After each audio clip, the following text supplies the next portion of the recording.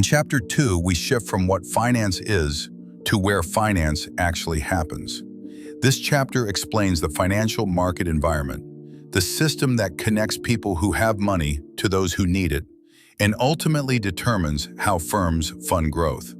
We begin with financial institutions, which act as intermediaries. Individuals are typically net suppliers of funds, while businesses and governments are net demanders.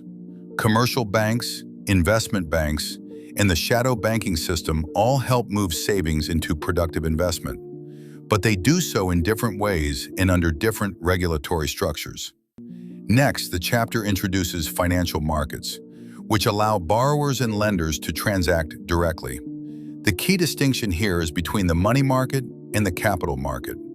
The money market handles short-term, highly liquid securities like treasury bills and commercial paper.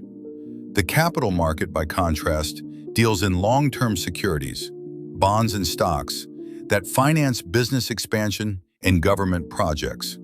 Within the capital market, trading occurs in broker markets and dealer markets. Broker markets like the NYSE bring buyers and sellers together directly.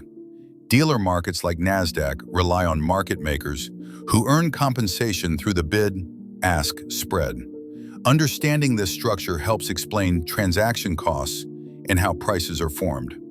The chapter also addresses market efficiency. Under the efficient market hypothesis, security prices reflect all available information. Behavioral finance challenges this view by showing that prices can deviate from fundamental value for extended periods due to investor psychology. Regulation plays a critical role in maintaining confidence in the system.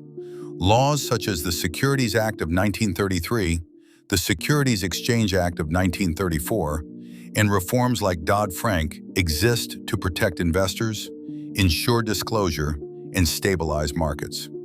We then examine how firms raise equity capital, starting with private equity from angel investors and venture capitalists, and culminating in an initial public offering, or IPO.